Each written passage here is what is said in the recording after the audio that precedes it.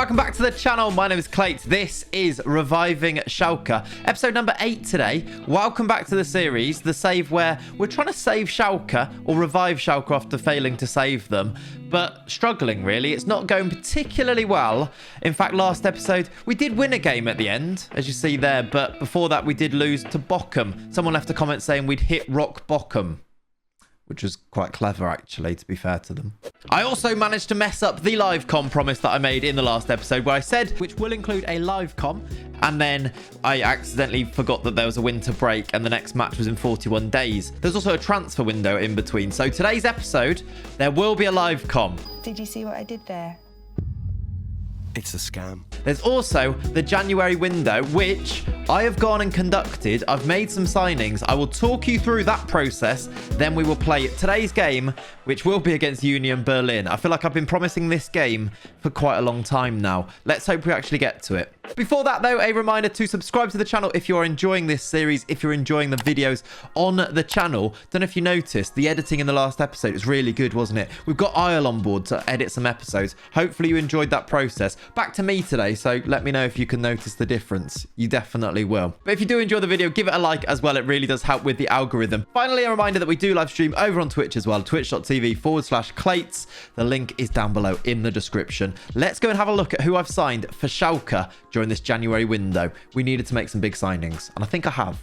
So I've been busy in the window. The fact that we are third in the league and 9 points off the top, I thought, let's go and spend some money. Also, we did have £39 million to go and spend. You know what? Now's the time to spend it. If we're going to get promoted, I need to do something fairly drastic. In the last episode, we did identify the areas that we needed players, and I pretty much identified every single area on the pitch. I decided that I wanted to sign a backup goalie, centre-backs, right-backs, wingers, and strikers, as many of those positions as possible, and I think I've done a pretty good job of that. So I started with strikers. The first place I went to look was who was the top goal scorer in the league, and it turned out it was Streli Mamba, who plays for Paderborn. He's got himself 11 goals, just ahead of Mario Balotelli, as you see there.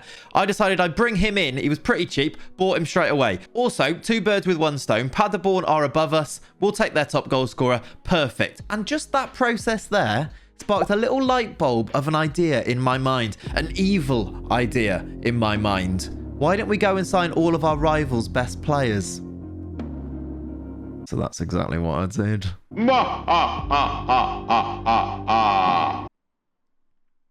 need to work on that, don't I? Yep.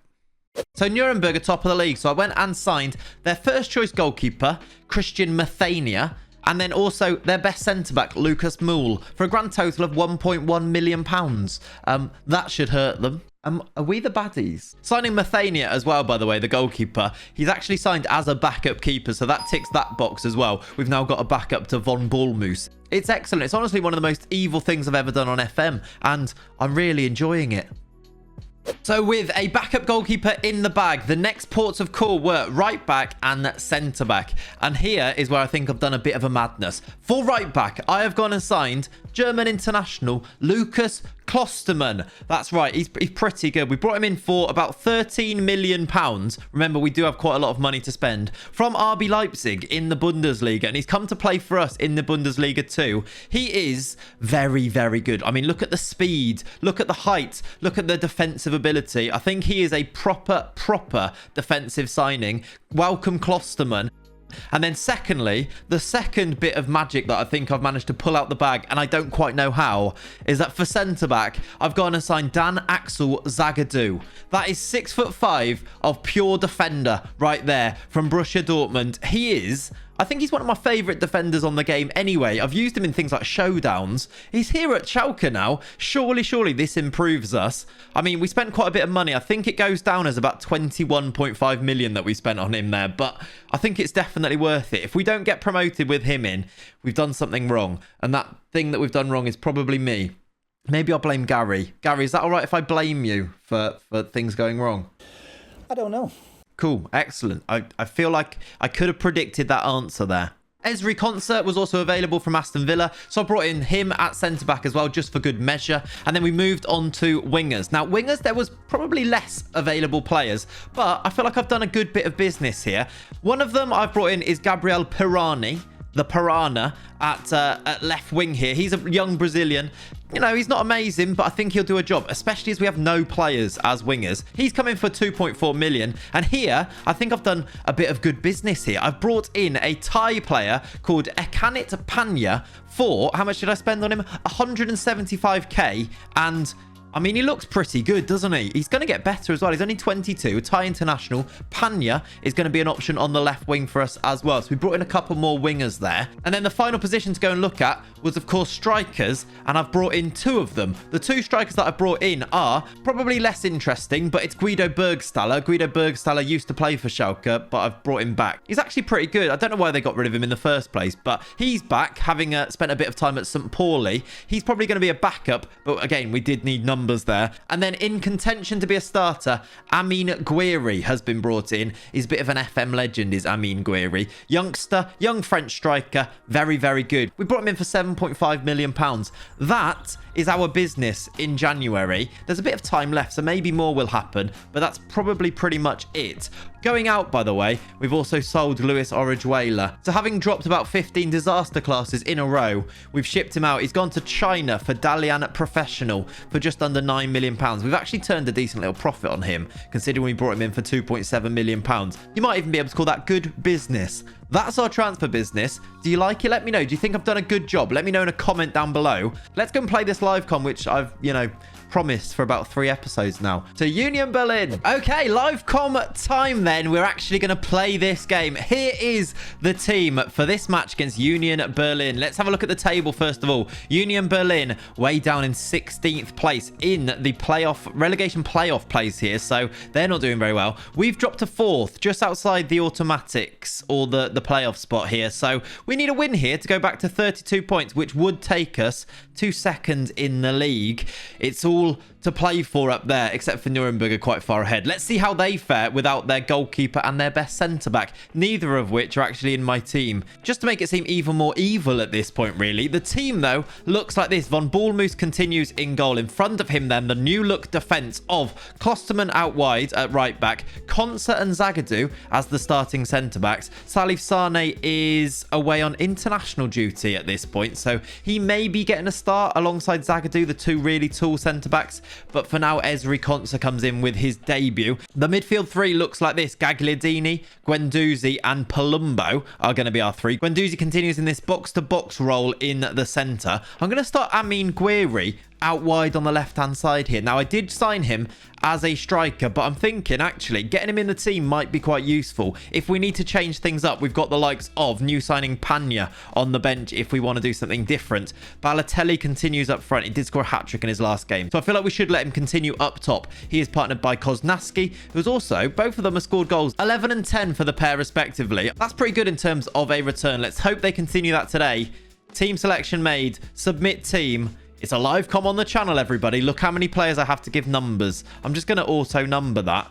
That might upset people. I've autoed it. It's fine. I'm sure it's fine. There wasn't any controversial ones like a number 1 for a striker or anything. I'd never do that, would I? All right, pick up where you've left off last time is the word in the dressing room there, and we're ready to get started, and we are underway here against Union Berlin.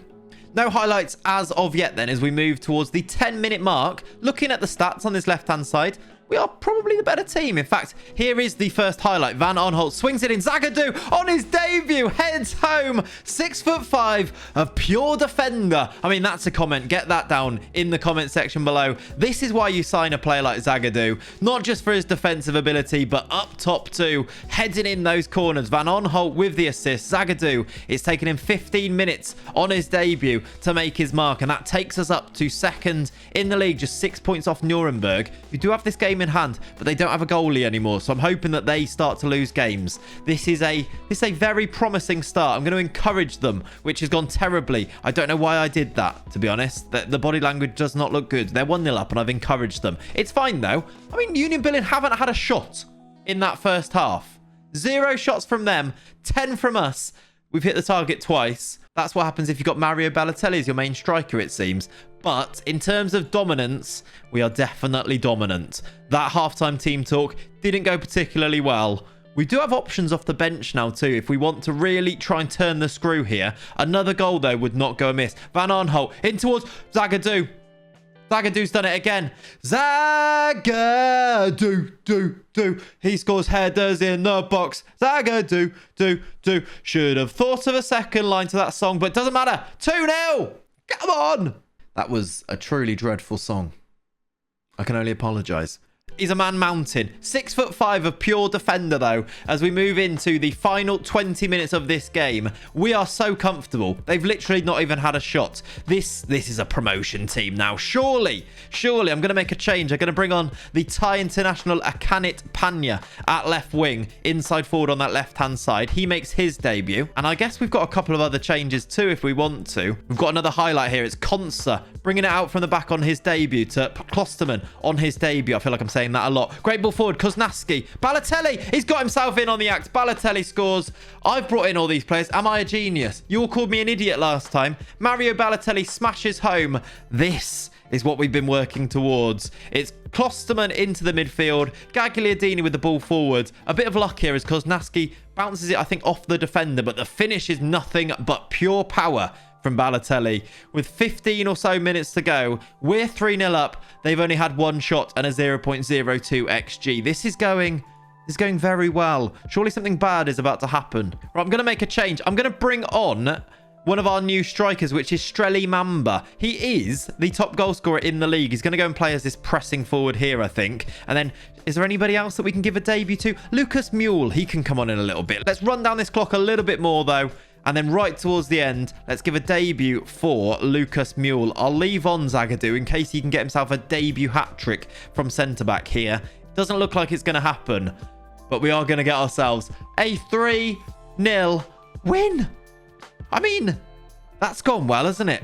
When your new big money signing scores twice and then Mario Balotelli makes it 3, that's pretty nice. Let's get into this dressing room and tell them, well done, lads. Well done, lads. Anything to say, Gary, to add to that? I don't know. Nope. Okay. There we are then. Second in the league. 6 points off top. Nuremberg are still to play. Should we go and find out if they win their game? I kind of want to see it now. Let's go and see if they win their game. Let's see if losing their goalkeeper actually makes a difference. They play Braunschweig today. Let's go and see what that result is before we finish today's episode. I kind of want to know. They've lost their centre-back. They've lost their goalie. Will it make a difference? It's all part of the master plan. Don't know what that was. Here we go then. Result of the Nuremberg game is they've lost 4-0. I'm a genius. You said idiot in the comments last time. I want genius in the comments down below in today's episode. Thank you very much for watching, everybody. I'm feeling very smug. Jeremy Clarkson smug face. I'll see you next time. Thank you for watching. Bye-bye. God, that's gone very well, hasn't it?